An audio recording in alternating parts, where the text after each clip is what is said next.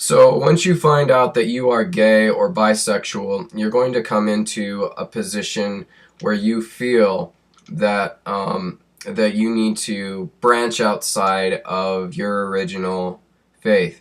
At this point, it's important not to hate your original faith and not to hate the people within it, not to attack them, as I did, but instead view it as they're not trying to attack you, they're trying to help you. Now, their intention is to help you, although they don't understand what it feels like to be LGBT, and because they don't understand that, they're more likely to try to reconvert you through various means. Therapy of specific therapists who their job is to make you straight again. A bunch of things that are not healthy to your individual progression. Now, this is only my personal perspective. I mean, if you feel like you want to remain celibate and remain in a faith that will not treat you as an equal, that is your personal choice. Now, let's talk a little bit more about faiths that are inclusive. In order for an inclusive faith to exist, of all people, specifically, it needs to be something that within their doctrine, within their entire history, they've been LGBT friendly, and specifically LGBT inclusive on an equal level, or they place somebody being gay, bisexual, or trans above the people who are heterosexual, which is very common within paganism. Shamans were typically gay, or they were bisexual, or they believed in the two-spirited people. Now, each of these three belief systems that I'm going to name are inclusive of homosexuals. One is Wicca, the next is witchcraft, and the other is Astrothru.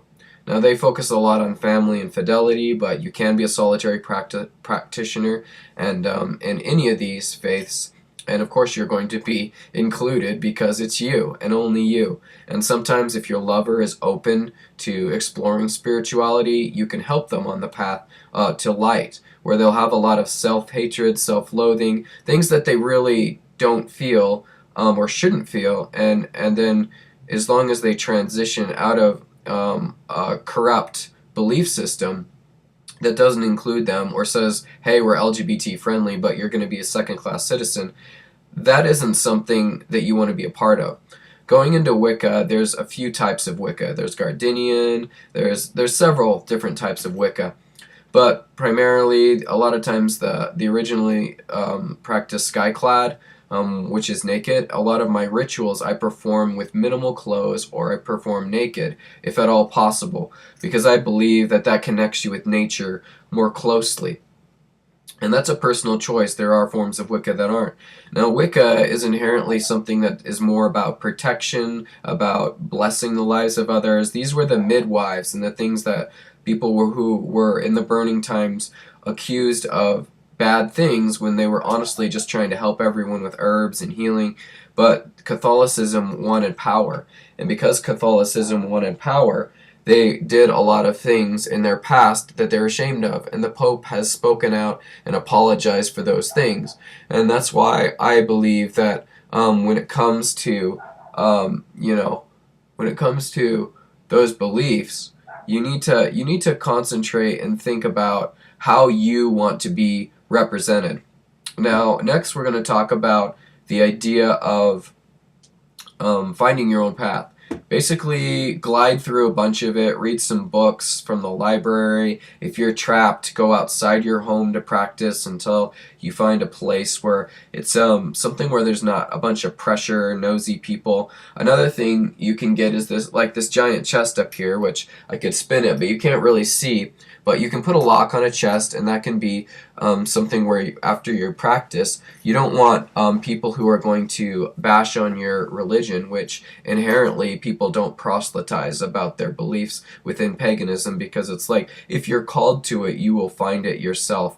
I'm sharing this because people who are LGBT need to know that God loves them, and the goddess loves them and can cleanse them of these things.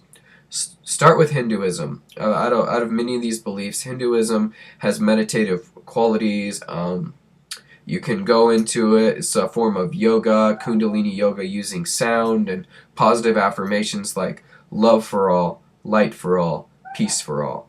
Love for all, light for all, peace for all. Love for all, light for all, peace for all. Love for all, light for all, peace for all. Love for all, light for all, peace for all. And by saying this 5 times, or if you're a fire sign, a Leo, or saying it to yourself as you have done this yoga, it will put you in a place of peace and connect you to something called the golden chain. Other people who are elevating their consciousness away from judgment to a much higher realm. And my next video will talk a little bit about some of the paths that I went down, and or up rather, and I would just let you know that not only do pagans not believe in Satan, they wear black as a symbol of protection. It's not evil, it's a symbol of protection. So if you see a pagan with black, that just means it's protection.